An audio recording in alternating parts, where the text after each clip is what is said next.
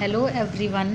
BA third year में अब तक हमने कार्बोहाइड्रेट के विषय में अध्ययन किया कि कार्बोहाइड्रेट कितने प्रकार का होता है।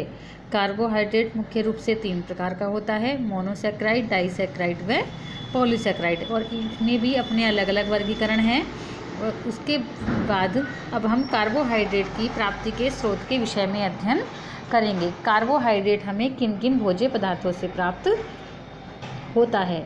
समस्त भोज्य पदार्थों में कार्बोहाइड्रेट पाया जाता है, क्योंकि यह एक ऐसा पोषक तत्व है जो कि सभी भोज्य पदार्थों में उपस्थित होता है। कार्बोहाइड्रेट के अतिरिक्त अन्य पोषक तत्व भी भोजन में उपस्थित होते हैं। कार्बोहाइड्रेट हमें ऊर्जा प्रदान करने वाला का कार्य करता है, इसलिए इसे ऊर्जा प्रदान करने वाला पोषक तत्व भी कहते हैं। यह मुख्य रूप से अनाज, शकरकंद, आलू आदि में पाया जाता है। अनाजों में और जड़दार सब्जियों में अधिक मात्रा में पाया जाता है। भारतवर्ष में हमारे यहाँ सामान्य व्यक्ति का आहार गेहूँ व मोटे अनाज की रोटियाँ होती हैं, जिसमें कार्बोहाइड्रेट अधिक पाया जाता है। इसलिए कार्बोहाइड्रेट की कमी सामान्य रूप से नहीं होती। कार्बोहाइड्रेट की प्राप्ति के साधन को हम 2 भागों में बांट सकते हैं, मीठे कार्बोहाइड्रेट या शर्करा, सेकंड फीके कार्बोहाइड्रेट या स्टार्च। अर्थात जो मिठास वाले भोज्य पदार्थ होते हैं उन्हें शर्करा कहते हैं, और जिनमें मिठास नहीं होती उनमें कार्बोहाइड्रेट होता है, उन्हें स्टार्च कहते हैं। ये दोनों ही हमें ऊर्जा प्रदान करने वाले पोषक तत्व होते हैं।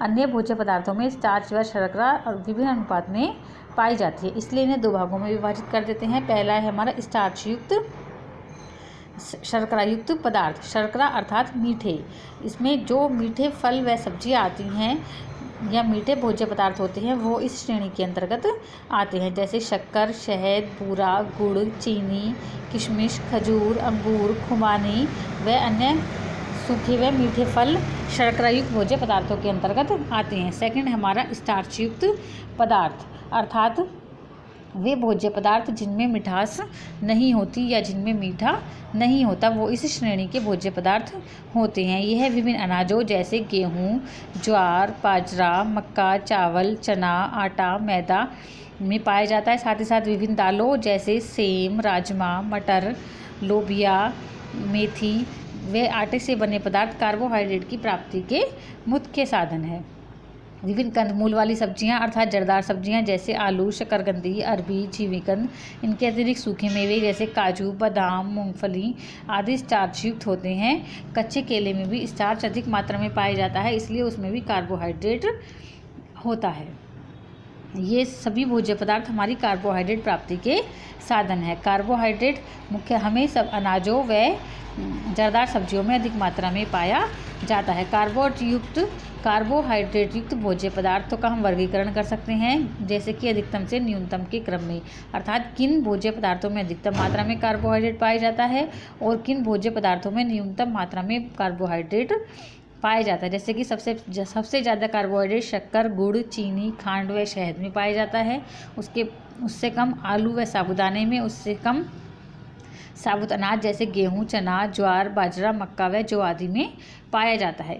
इसके बाद हमारी आती हैं दालें, अर्थात अनाजों से कम कार्बोहाइड्रेट दालों में पाया जाता है। इसके बाद हमारे सूखे फल जैसे किशमिश, मुनक्का, खजूर, अंगूर आदि। नेक्स्ट मूंगफली, अखरोट, बादाम, काजू व पिस्ता आदि में कार्बोहाइड्रेट पाया जाता है। उनसे कम कार्बोहाइड्रेट सोयाबीन, सूखी मटर, सेम, राजमा, लोबिया आदि के बीजों में पाया जाता है। अरबी, शकरकंद, जीवीकंद। नेक्स्ट आता है केला व अन्य मीठे व ताजे फल।